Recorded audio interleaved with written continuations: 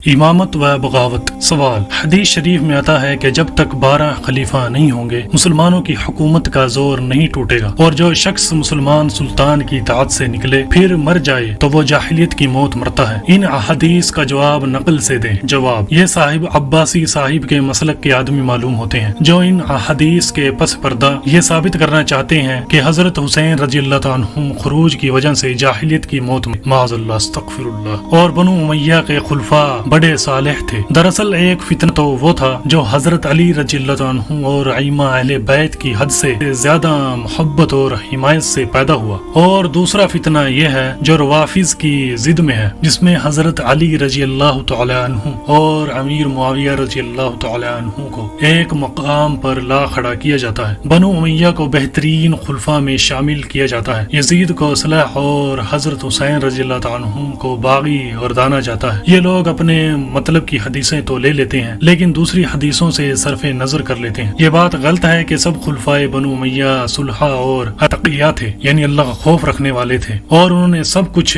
ٹھیک کیا۔ اسلامی فقہ میں خلفائے راشدین اور حضرت عمر بن عبدالعزیز رضی اللہ تعالی عنہ کے عہد کے فیصلے بطور نظیر پیش کیے گئے ہیں، باقی کے نہیں۔ فقہا کے نزدیک خلفائے بنو امیہ کا اسٹینڈرڈ اسلامی خلفاء کے اسٹینڈرڈ سے فروتر تھا، اور پھر بنو امیہ کے کارنامے تاریخ میں موجود ہیں۔ بلا وجہ ان کو صلحاء بنانے کی کیا ضرورت ہے؟ سلطان کی اطاعت سے نہ نکلنے کا یہ مطلب نہیں ہے کہ مسلمانوں کی حکومت بگڑے اور آپ خاموش بیٹھے رہیں۔ اس کا مطلب یہ ہے کہ آپ خود اپنے اوپر وہ الزام لگاتے ہیں جو اہل مغرب آپ پر لگاتے ہیں کہ مسلمانوں کی حکومت اگر بگڑے تو مسلمانوں کو اسے درست کرنے کا کوئی حق نہیں۔ امام ابو حنیفہ رحمۃ اللہ علیہ نے احادیث کا مطلب یہ لیا ہے کہ اگر بگاڑ کو درست کرنے کی طاقت نہ ہو تو صبر کرو، لیکن اگر اتنی طاقت ہو کہ بگاڑ کو درست کر سکو تو پھر خاموش رہنا گناہ ہے۔ حدیث میں یہ بھی تو آتا ہے کہ شر اور فساد کو ہاتھ سے دور کرو، اگر اس کی طاقت نہ ہو تو زبان سے، اور اگر اس کی بھی طاقت نہ ہو تو دل ہی میں برا سمجھو۔ مسلمان کو خاموشی اختیار کرنے کا اسی صورت میں حکم ہے جبکہ اس کے پاس صالح نظام لانے کی طاقت نہ ہو، ورنہ خاموشی گناہ ہے۔ حدیث کے باقی مضمون کا مطلب یہ ہے کہ 12 خلفاء کے عہد تک مسلمانوں کا غلبہ برقرار رہے گا، چنانچہ